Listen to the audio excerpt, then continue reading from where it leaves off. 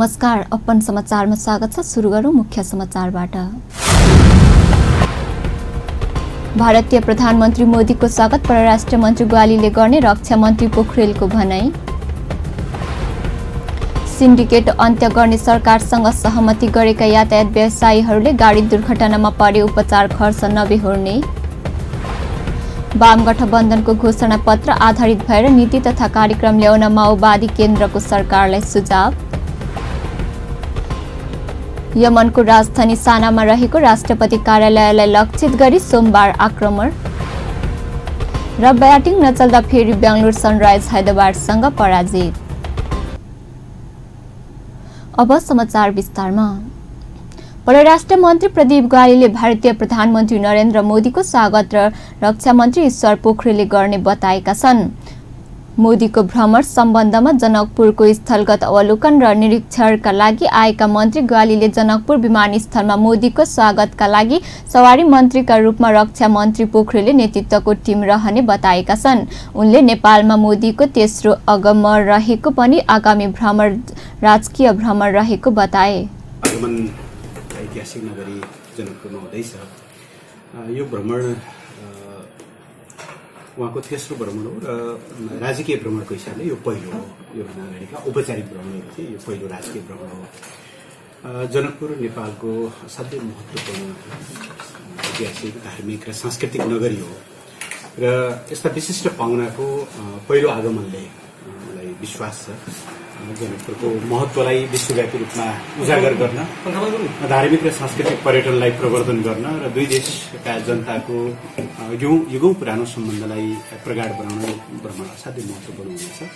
रामायण सर्किटको घोषणा हुन्छ, जसमा जनकपुर लगायत हिजोको रामायण महाकाव्यसँग जोडिएका, सीतासँग जोडिएका विभिन्न धनुषधान लगायतका क्षेत्रहरूलाई समेट्ने गरी रामायण सर्किटको घोषणा र दोस्रो जनकपुर र अयोध्याको बिचमा प्रत्यक्ष बस सेवा, सिधा बस सेवा, यी दुईटा कुराहरूको घोषणा यहाँ हुन्छ। बाँकी कुराहरू चाहिँ काठमाडौँमा हुने दुईटा प्रधानमन्त्रीले नेतृत्व गर्नुभएको औपचारिक वार्तामा, त्यो प्रतिनिधिमण्डल लेभलको वार्तामा त्यसबाट टुङ्गिनुहुन्छ। त्यसभन्दा अगाडि उहाँहरू एकान्त वार्ता पनि गर्नुहुन्छ र केही विषयहरू जुन हामीले सम्माननीय प्रधानमन्त्री केपी शर्मा ओलीको भारतको भ्रमणको सिलसिलामा समझदारी घोषणा गरेका छौँ, जस्तो रेल सेवाको कुरा होस्, कृषिमा साझेदारीको कुरा होस् या जलमार्गको कुरा होस् र के भन्दा अगाडिदेखि सम्झौतामा रहेका तर कार्यान्वयन हुन बाँकी रहेका केही विषयहरू, तिनीहरूको बारेमा हामी यसचोटि ठोस समझदारीमा हुन्छौँ।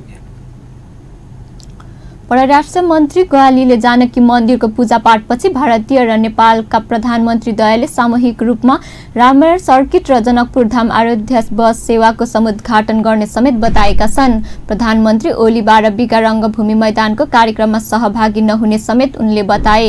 उनले नागरिक अभिनन्दनको सम्पूर्ण जिम्मेवारी प्रदेश सरकार र जनकपुर धाम उपमहानगरपालिकाले रहेको समेत बताए। उनले जनकपुर मा भइरहेको तयारी स्वागत योग्य रहेको समेत बताए। प्रदेश सरकार र जनकपुर महानगरपालिका संघीय सरकारसँगको समन्वयमा उहाँहरू एकदम व्यवस्थित ढङ्गले तयारीमा लाग्नु भएको छ। केही कामहरू निर्माणाधीन छन्, तर हामीलाई दिएको जानकारी अनुसार पर्सि साँझसम्म सबै तयारीका कामहरू सकिन्छन् र उहाँलाई गरिने स्वागत, सबै कार्यक्रमहरू भव्य रूपमा सम्पन्न हुने हामी विश्वास लिएका छौँ।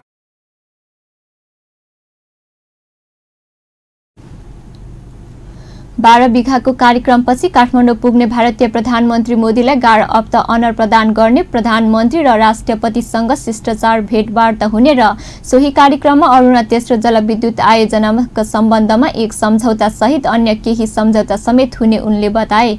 परराष्ट्र मन्त्री ग्वालीले भारतीय प्रधानमन्त्री मोदीको मुक्तिनाथको धार्मिक भ्रमण समेत हुने बताए।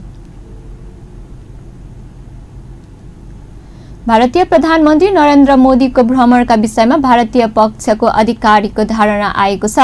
पर्साको वीरगञ्ज स्थित महावाणिज्य दूतावासका महावाणिज्य दूतावास बीसी प्रधानले वैशाख 28 गते हुने भारतीय प्रधानमन्त्री मोदीको नागरिक अभिनन्दन समारोह हुने स्थल 12 बिघा रङ्गभूमि मैदान सर्वसाधारणका लागि प्रवेश पास आवश्यक नपर्ने बताएका छन्। इसमें कई सारे सवाल हैं कि सिक्योरिटी को लेके और बाकी टाइमिंग को लेके, एंट्री को लेके कई सारे सवाल हैं। तो उस चीज़ को थोड़ा क्लैरिफाई करने के लिए ये अनौपचारिक मीटिंग है। मंच में आते आते 10:30 शायद होगा जो नागरिक अभिनंदन, ये नागरिक अभिनंदन हो रहा है प्रदेश सरकार की तरफ से, पर्टिकुलरली जनकपुर के मेयर की तरफ से हो रहा है। और इसमें कोई पासेस की नहीं है कि पास दे के नहीं, पूरे प्रेजेंस की तरफ से है, सारे लोग इसमें आमंत्रित हैं। मेरे ख्याल से 1-2 दिन में एक यहाँ के मेयर की तरफ से या मुख्यमंत्री की तरफ से मुझे जहाँ सूचना मिला है, शायद पत्र के ये आपके न्यूज़पेपर के जरिए में शायद कुछ एक सबको एक ओपन इन्विटेशन शायद दे सकते हैं, जहाँ मुझे सूचना मिला है। तो पासेस की कोई ज़रूरत नहीं है। इस लोगों को 3 बजे 4 बजे आना पड़ेगा, 7 बजे बंद हो जाएगा, ऐसी स्थिति नहीं है। वो गेट खुला ही रहेगा। लेकिन ये सुझाव है कि जल्दी आएंगे तो आगे बढ़ने मिलेगा, सही जगह मिलेगा, बहुत आएंगे पीछे आएंगे तो पीछे रह जाएंगे।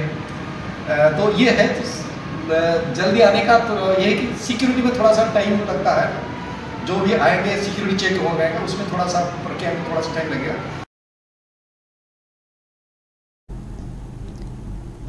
जनकपुरमा सञ्चारकर्मीहरूसँग कुराकानीको क्रममा भारतीय पक्षले 12 बिघा रङ्गभूमि मैदानमा प्रवेश गर्न पास लागू नहुने, यद्यपि कडा सुरक्षा चेक जाँच हुने भएकाले सबैले आउन सबैलाई आग्रह गरेका छन्। सबैले आउनेहरू कुर्सीमा बस्न पाउने, बाँकीले उभिएर देख्नुपर्ने र मैदान भरेपछि प्रवेश निषेध हुने समेत बताइएको छ। यद्यपि प्रदेशद्वार बन्द हुने छैन।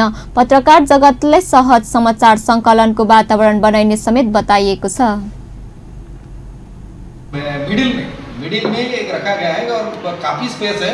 सबको कैसे मतलब वीडियो हो, ऑडियो हो, जो भी है रिकॉर्डिंग करना है, सबको सुविधा मिलेगा। बहुत सारे स्पेस है, तो कोई इसमें रुकावट नहीं होगा प्रेस के लोगों के लिए। और हम चाहेंगे कि सबसे आप लोग यहाँ पर आके ये थोड़ा आपको अगर करा सकते हैं, वहाँ पे फैमिलाइज करा सकते हैं। प्रेस को पूरा सुविधा दिया जाएगा, बहुत आराम से वो रिकॉर्डिंग कर सकते हैं। ये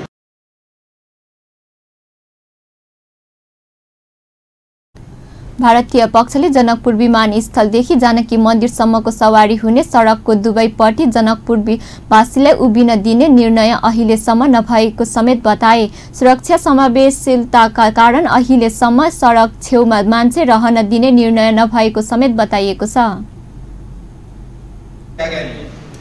अगर इसमें कोई पॉजिटिव होता है तो काल के मीटिंग में पता चलेगा, लेकिन अभी तक ये नहीं कि दोनों साइड में लोग मतलब वेलकम करेंगे, क्योंकि सिक्योरिटी सिनेरियो काफ़ी वर्ल्ड में आप देख रहे हैं चेंज हो रहा है।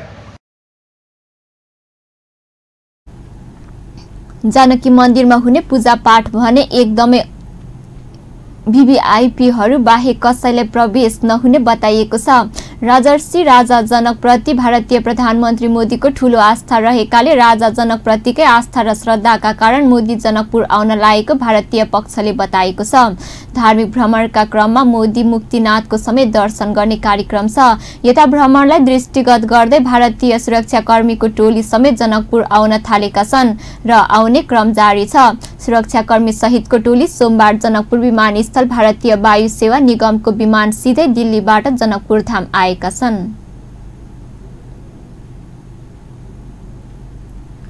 आइतबार राति सरकार र यातायात व्यवसायी बीच विविधता रूपमै सिन्डिकेटको अन्त्य गर्ने सहमति भएको छ। सोमबार भौतिक पूर्वाधार तथा यातायात मन्त्रालयले व्यवसायीहरू सहित पत्रकार सम्मेलन गरी आइतबार राति विविध रूपमै सिन्डिकेटको अन्त्य गर्ने सहमति गरिएको औपचारिक जानकारी गराएको हो। सो सहमतिसँगै यातायात व्यवसायी महासंघ संयुक्त आन्दोलन मूल समितिले आफ्नो पूर्व घोषित आन्दोलनको सम्पूर्ण कार्यक्रम फिर्ता लिएको छ। सहमतिमा यातायात व्यवसायीहरूले सरकारबाट सार्वजनिक यातायात क्षेत्रलाई व्यवस्थित बनाउन चालिएको कदमको स्वागत गरेको पनि उल्लेख गरिएको छ। यातायात क्षेत्रलाई व्यवस्थित एवं प्रभावकारी बनाउन सरकारवालाको समेत प्रतिनिधित्व रहने गरी एक कार्यदल गठन गर्ने सहमति पनि भएको भौतिक पूर्वाधार तथा यातायात मन्त्री रघुवीर महासेठले जानकारी दिनुभयो। कार्यदलले दिएको सुझावको आधारमा सार्वजनिक सवारी साधनको उचित व्यवस्थापन गर्ने सरकारको योजना छ।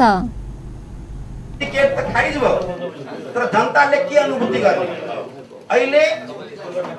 अहिले जुन कार्यदल हामीले बनाएका छौं, यद्यपि हाम्रो मन्त्रालयभित्र हामीले गृह कार्य सुरु गरिसकेका छौं। अब व्यवसायिक महासंघ र हाम्रो बीचमा जुन एउटा सल्लाह भएको छ, त्यो कार्यदल हामी आफ्नो प्रकारले मन्त्रालयले त आफ्नो प्रकारले तयारी गरि नै रहेको छ, तर यो कार्यादेशमा तपाईले प्रश्न सुन्नु भएको छ। अब हामीले यो खारिज गरेर मात्र यो व्यवस्थापन हुँदैन। व्यवस्थापन गर्नलाई बसको कन्डिसन कस्तो हुनुपर्ने, सीट कस्तो हुने, ड्राइभरहरूको ड्रेस कोड कस्तो हुने, ज्येष्ठ नागरिकहरूलाई व्यवस्थापन कसरी गर्ने, महिलाहरूलाई व्यवस्थापन कसरी गर्ने, कसरी रुट पर्मिट दिने, अब यो सबै कुराहरू यो कार्यदलमा पनि छलफल हुन्छ र हाम्रो मन्त्रालयभित्र त भइ नै रहेको छ। र यो सुझाव आइसके पछाडि हामी त्यो अनुसारले अगाडि बढ्छौँ।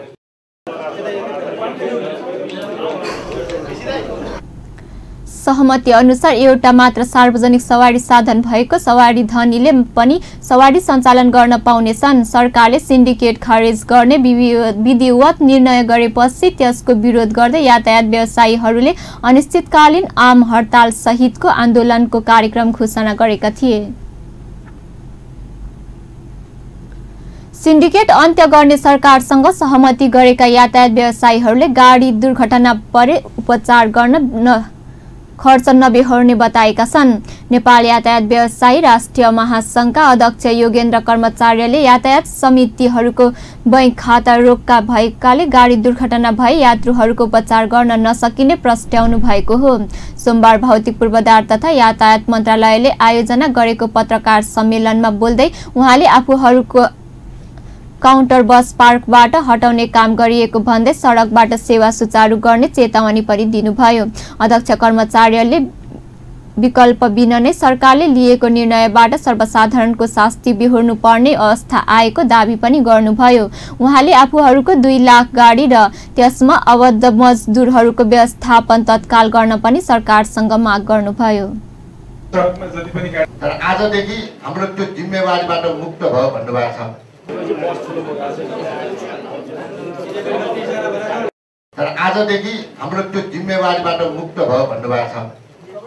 तब हाम्रो यो यदि संस्थाको खाता खुलेन भने हामीले कुनै पनि उपचार गर्न सकिँदैन। त्यो कुरा क्लियर छ। त्यसको जिम्मेवारी राज्यले लिनुपर्ने परिस्थिति विद्यमान छ।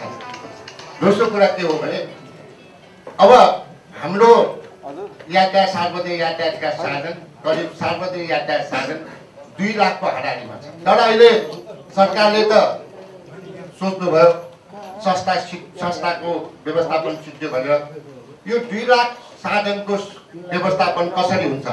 यो सार्वजनिक बसको मात्र कुरा गरिरहेको छ। यो भित्र रहेको कर्मचारीको भविष्य के हुन्छ? यो भित्र रहेको मजदुर साथीहरूको रोजीरोटी के हुन्छ? 40% स्वरोजगारी व्यवसायहरू कहाँ जान्छ? यो प्रश्न पनि गम्भीर छ। यसलाई पनि दृष्टिगत गर्नुपर्छ भन्ने मेरो कुरा हो। त्यसले जे कुरा गरे पनि त्यसको अल्टिमेट भयो भने त्यसको राम्रो। अहिले हामीले बोल्दाखेरि तपाईँलाई चित्तो हुन्छ, तर तपाईँहरू केही समयपछि नै तपाईँले यसलाई यथार्थ रूपमा जुन वास्तविक प्रमाण तपाईँले देख्नुहुन्छ। त्यसैले अहिले हामी दुर्घटना होइन, अब हामी जुन समय साधनी भन्ने हामीले व्यवस्था गरेका छौँ, बिहान 5 बजे जाने, बेलुका प्लास्टिक 8 बजे भने त्यो पनि अन्त्य भएको मान्नुहोस्। तर त्यो विरोधमा त्यसमा अब हामीले समितिहरू तपाईँले खोज्दैन। त्यसैले त्यो कुरा पनि गर्नुहोस्। अर्को कुरा औषधि उपचार मैले अहिले भनिहालेँ होइन। दोस्रो कुरा के हो भने अब जुन बस पार्कमा अस्तव्यस्त अहिले भइरहेछ, त्यसलाई तात्कालिक व्यवस्था गर्न सकिएन भने हाम्रो गाडी सबै सडकमा बाटे।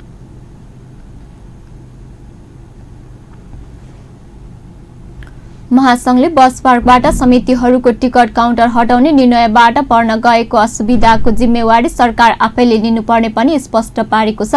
पत्रकार सम्मेलनमा बोल्दै भौतिक पूर्वाधार तथा यातायात मन्त्री रघुवीर महासेठले सरकारले यातायात क्षेत्रको सुधारका लागि आवश्यक कदम तत्काल चाल्ने प्रतिबद्धता व्यक्त गर्नुभएको थियो। अब समाचारमा विश्रामपछि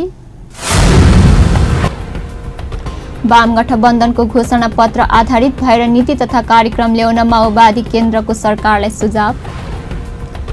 यमनको राजधानी सानामा रहेको राष्ट्रपति कार्यालयलाई लक्षित गरी सोमबार आक्रमण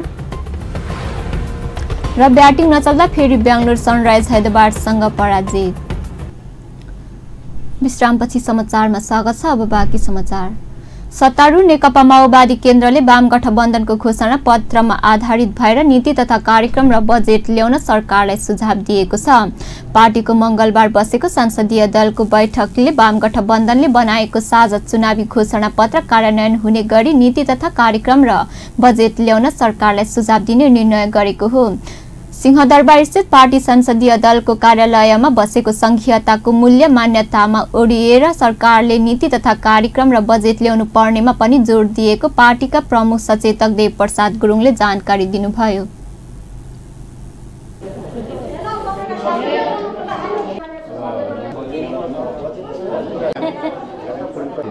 सकारात्मक दिशातर्फै तयारी चलिरहेको छ। अब केही समयभित्र चाहिँ संयोजन समितिको बैठक बसेर चाहिँ टिङ्गिने दिशातर्फ अगाडि बढ्ने छ भनेर चाहिँ भन्नुभएको छ। त्यसकारणले सकारात्मक दिशातर्फै अगाडि बढिरहेको छ। दुईटा धाराबाट एकीकरण हुन गइरहेको अवस्थामा, नयाँ पार्टी निर्माण हुन गइरहेको अवस्थामा त्यो पार्टीको विचारको प्रश्न, नीतिको प्रश्न, योजनाको प्रश्न, कार्यक्रमिक प्रश्नहरूको कुरादेखि लिएर अनि संगठनात्मक रूपले कसरी चाहिँ मतलब एकीकरण गर्दै लैजाने भन्ने लगायतका विषयहरू हुन्छ नि। आवश्यक छलफल र गृह कार्य गर्ने, बुझाइमा एकरूपता ल्याउने खालका विषयहरू हुन्छन्।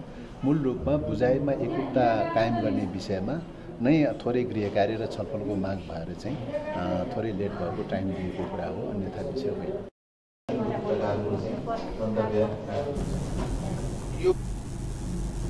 बैठकले पार्टी संसदीय दलको विधान पनि अनुमोदन गरेको छ। त्यसैगरी राष्ट्रिय सभा दलको नेता दीननाथ शर्माले बनाउने निर्णय पनि गरिएको प्रमुख सचेतक देवप्रसाद गुरुङले बताउनुभयो। बैठकले सबै प्रदेशका सांसदहरूसँग सहकार्य गरेर विकास निर्माणको कामलाई अघि बढाउन कोअर्डिनेसन कमिटी बनाउने निर्णय पनि गरिएको छ। त्यसैगरी कानून निर्माणको कामलाई सहज बनाउन पार्टीले कानून विभाग गठन गर्ने निर्णय पनि गरेको प्रवक्ता सचेतक गुरुङले जानकारी दिनुभयो।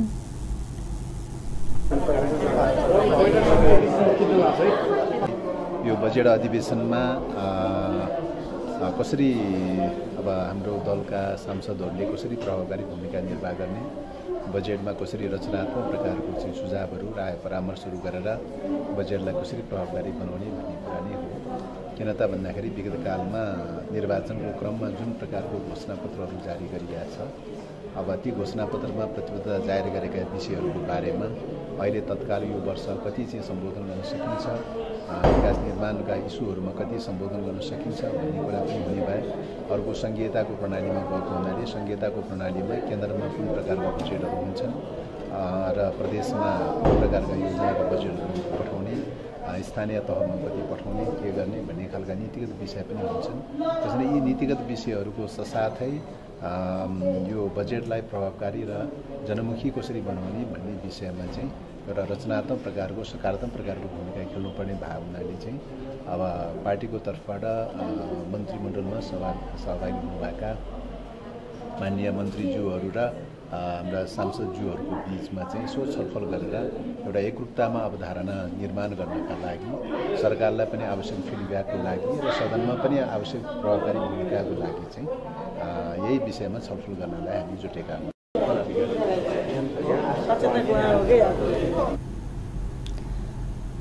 बैठकमा पार्टी अध्यक्ष एवं संसदीय दलका नेता पुष्पकमल दाहालले कानूनी निर्माणको काममा केन्द्रित हुन पनि पार्टीका सांसदहरूलाई निर्देशन दिनुभएको थियो।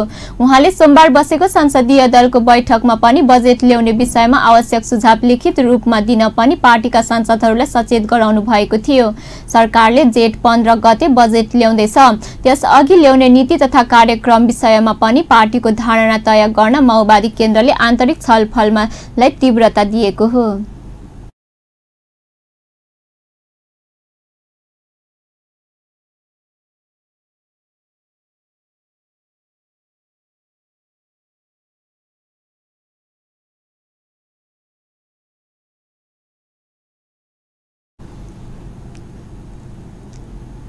अब अन्तर्राष्ट्रिय समाचार।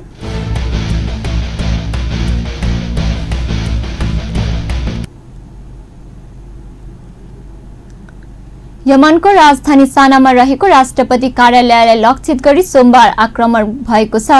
यमनी विद्रोहीहरूले नियन्त्रणमा लिएको ठाउँमा भएका 2 हवाई हमला कम्तीमा 6 जनाको मृत्यु भएको छ भने 30 भन्दा बढी घाइते भएको समाचारमा उल्लेख गरिएको छ।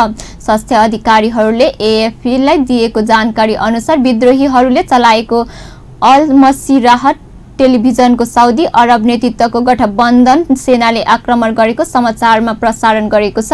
स्थानीय बासिन्दाले राष्ट्रपति भवनलाई लक्षित गरी 2 ठूला शक्तिशाली विस्फोटन भएको बताएका छन्।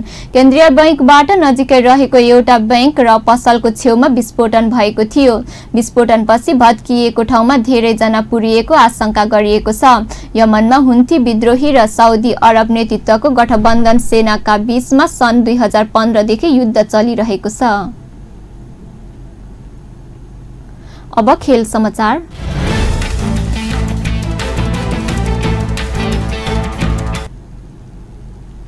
ब्याटिङ नचल्दा फेरि बेंगलुरु सनराइज हैदराबादसँग पराजित भएको छ। आईपीएल क्रिकेट सनराइज हैदराबादसँग पराजित भएपछि रोयल च्यालेन्जर्स बेंगलुरुमाथि एलिमिनेसन दबाव बढेको छ। 146 रनको सामान्य लक्ष्य पनि भेट्न नसकेपछि बेंगलुरु हैदराबादसँग 5 रनले पराजित भएको हो। यो पराजयपछि 10 खेलबाट 6 अङ्क मात्र बटुल्न सफल बेंगलुरु पहिलो चरणबाटै बाहिरिने खतरा बढेको हो। हैदराबाद भने समान खेलमा 16 अङ्क बनाउँदै लिगको शीर्ष स्थानमा उक्लिएको छ। टस हारेर पहिलो ब्याटिङ गरेको हैदराबाद 146 रनमा अल आउट भएको थियो। कप्तान केन विलियम्सले 56 रनको उत्कृष्ट इनिङ खेलमा हैदराबादका पछिल्ला 7 विकेट 34 रनका लागि 4 ओभरमा आउट भएका थिए। सकिन अल हसनले पनि 35 रनको योगदान गरेपछि हैदराबादको इनिङ केही सम्हालिएको थियो। बेंगलुरुका टिम साउथी र मोहम्मद सिराजले 3-3 विकेट लिए। बलरले राम्रो प्रदर्शन गरे पनि ब्याटिङ नचल्दा बेंगलुरु पराजित भएको हो। बेंगलुरुले 20 ओभरमा 6 विकेट गुमाएर 141 रन मात्र बनाउन सक्यो। बेंगलुरुका कप्तान विराट कोहली सर्वाधिक 39 र कोलिन डी ग्रान्ड होमले 33 रन बनाए। यस्तै मनदीप सिंहले 21 र पार्थिव पटेलले 20 को योगदान दिए। सामान्य लक्ष्य जोगाउन हैदराबादका सकिल अल हसनले 2 विकेट लिए भने सन्दीप शर्मा, भुवनेश्वर कुमार, सिद्धार्थ कैलले 1-1 विकेट लिए। अन्त्यमा मुख्य समाचार पुनः एकपटक। भारतीय प्रधानमन्त्री मोदीको स्वागत परराष्ट्र मन्त्री ग्वालीले गर्ने रक्षा मन्त्री पोखरेलको भनाई। सिन्डिकेट अन्त्य गर्ने सरकारसँग सहमति गरेका यातायात व्यवसायीहरूले गाडी दुर्घटना परे उपचार खर्च नबेहोर्ने। वाम गठबन्धनको घोषणा पत्रमा आधारित भएर नीति तथा कार्यक्रम ल्याउन माओवादी केन्द्रको सरकारले सुझाव। यमनको राजधानी सानामा रहेको राष्ट्रपति कार्यालयलाई लक्षित गरी सोमबार आक्रमण। र ब्याटिङ नचल्दा फेरि बेंगलुरु सनराइज हैदराबादसँग पराजित। हवस् त अहिलेलाई समाचार यति नै। पल पल खबर तेज नजर अपन टेलिभिजन हेर्दै गर्नुहोला। नमस्कार।